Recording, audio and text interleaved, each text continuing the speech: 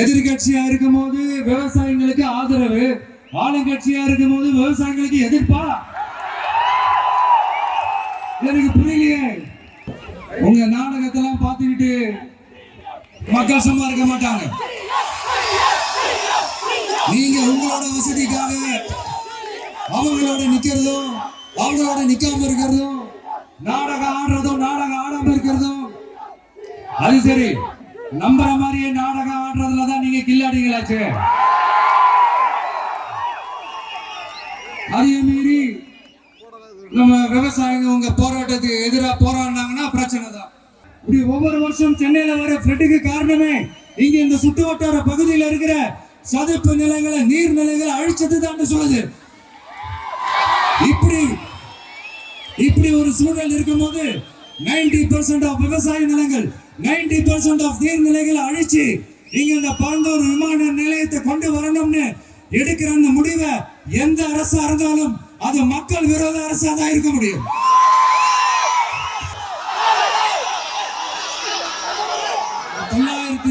நாட்களுக்கு மேல உங்க மண்ணுக்காக போராடிட்டு இருக்கீங்க.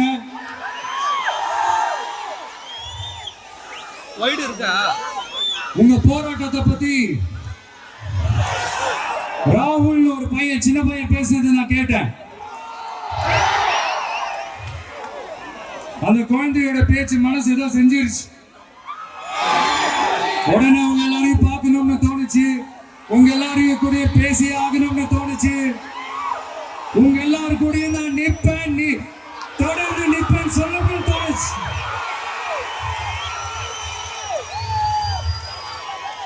ஒவ்வொரு வீட்டுக்கும் ரொம்ப முக்கியமானவங்க அந்த வீட்டுல இருக்கிற பெரியவங்க தான். அதே மாதிரிதான் நம்ம நாட்டுக்கு ரொம்ப முக்கியமானவங்க உங்களை மாதிரி விவசாயிங்க தான். அதனால உங்களை மாதிரி விவசாயிகளோட காலடி மண்ணை தொட்டு கும்பிட்டுதான் என்னோட பயணத்தை தொடங்கணும்னு ஒரு முடிவோட தான் இருந்தேன்.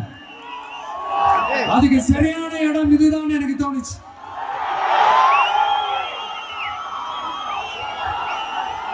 என்ன, உங்க வீட்டுல இருக்கிற ஒரு மகனா என்னோட கள அரசியல் பயணம்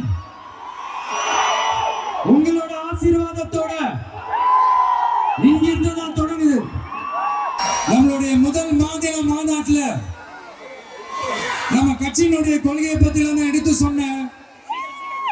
அதுல ஒண்ணுதான் இயற்கை வள பாதுகாப்பு. சூழலியல் மற்றும் காலநிலை நெருக்கடியை எதிர்கொள்ளக்கூடிய, இயற்கைக்கு ஊறு விளைவிக்காத பகுதிசார் மாநில வளர்ச்சி பரவலாக்கம், இதான் நாம் அறிவிச்ச அந்த கொள்கை. இதை நான் இங்க சொல்றதுக்கு காரணம் ஓட்டு அரசியலுக்காக இல்ல.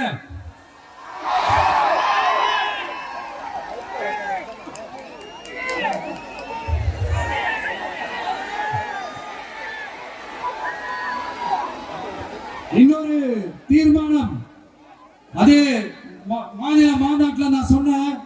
அது விவசாய நிலங்கள் பாதுகாப்பு கொள்கை தீர்மானம். அதுல காஞ்சிபுரம் மாவட்டம் பரந்தூரில் 1000க்கும் மேற்பட்ட ஏக்கர் பரப்பளவில் 13 நீர்நிலைகளை அடிச்சு சென்னையை நிரந்தரமாக வெள்ளக்காடாக்கும் திட்டத்தை ஒன்றிய மாநில அரசுகள் கைவிட வேண்டும் வலியுறுத்தின.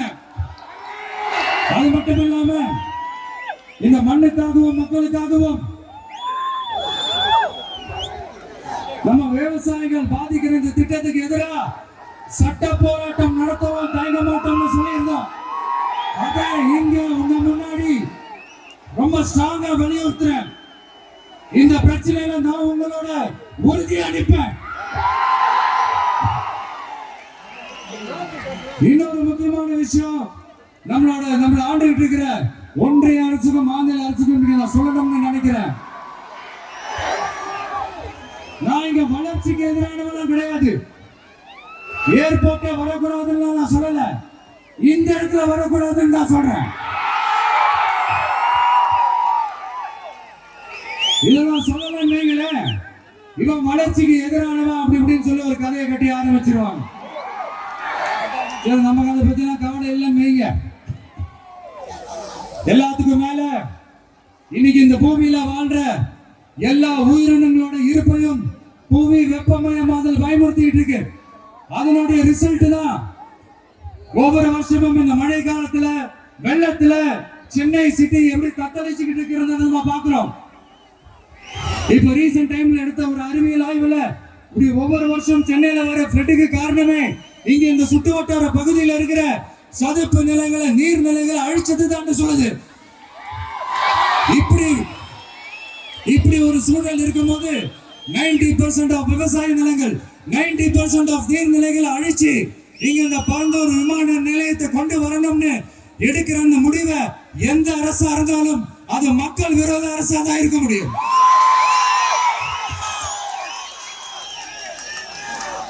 இப்ப சமீபத்துல நம்ம அரிட்டாப்பட்டி பகுதியில அந்த டங்ஸ்டன் சுரங்கம் அமைக்கிறது எதிர்த்து தமிழ்நாடு அரசு ஒரு தீர்மானம் ஒன்று கொண்டு வந்தாங்க.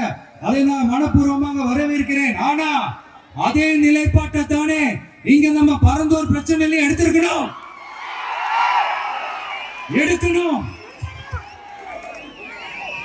எப்படி அரிட்டாப்பட்டி பகுதி மக்கள் நம்ம மக்களோ அதே மாதிரி தானே பரந்தூர் மக்களும் நம்ம மக்கள். அப்படித்தானே ஒரு அரசாங்கம் யோசிக்கணும். ஆனா அப்படி செய்யலையே. ஏன் செய்யல? ஏன்னா இந்த விமான நிலையத்தையும் தாண்டி இந்த திட்டத்தில் அவங்களுக்கு ஏதோ ஒரு லாபம் இருக்குது.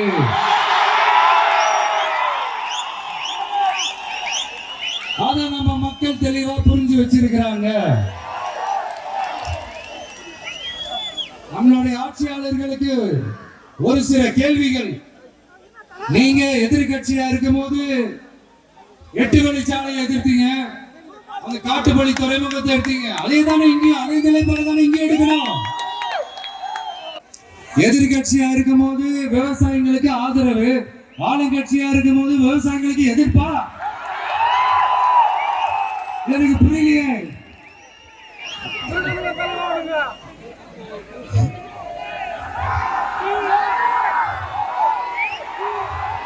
அதனால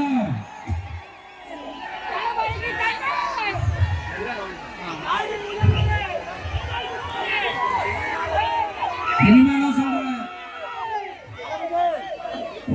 உங்க நாடகத்தெல்லாம் பார்த்துக்கிட்டு மக்கள் சும்மா இருக்க மாட்டாங்க.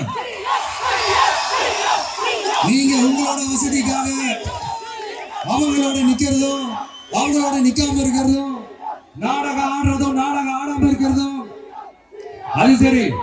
நம்புற மாதிரியே நாடகம் ஆடுறதுலதான் நீங்க கில்லாடிங்களாச்சு. அதையும் மீறி நம்ம விவசாயிங்க உங்க போராட்டத்துக்கு எதிராக போராடினாங்கன்னா பிரச்சனை தான். அதனால இனிமேல் உங்க நாடகத்தை பார்த்துக்கிட்டு மக்கள் சும்மா இருக்க மாட்டாங்க.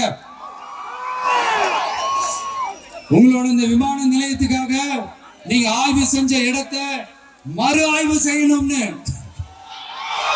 ஒன்றிய அரசுக்கும் மாநில அரசுக்கும் நான் கேட்டுக்கிறேன்.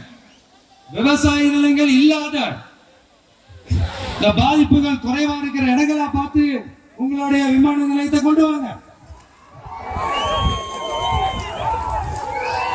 வளர்ச்சி தான் மக்களின் முன்னேற்றம். ஆனா அந்த வளர்ச்சின்ற பேர்ல நடக்கிற அழிவு மக்களை ரொம்பவே பாதிக்கும்.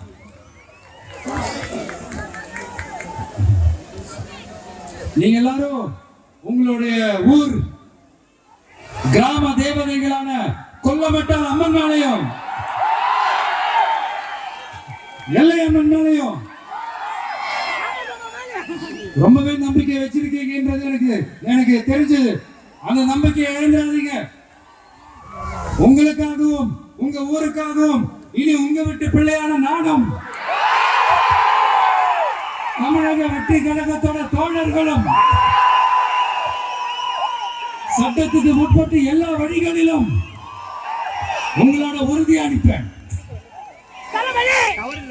உங்களோட ஊருக்குள்ள ஏகனாபுரம் ஊருக்குள்ள வந்து அந்த திடல்ல தான் உங்க எல்லாரையும் மீட் பண்ணணும்னு நினைச்சேன். ஆனா எனக்கு பர்மிஷன் கிடைக்கல. இங்கதான் பர்மிஷன் கொடுத்தாங்க. நான் ஏன் ஊருக்குள்ள வரணும் தடைன்னு எனக்கு தெரியல. இப்படிதான் கொஞ்ச நாளைக்கு முன்னாடி நம்ம புள்ளிங்க ஒரு நோட்டீஸ் கொடுத்ததுக்கு தடை விதிச்சாங்க. ஒரு துண்டு சீட்டு நம்ம புள்ளிங்க கொடுத்ததுக்கு. அது ஏன்னு எனக்கு புரியல.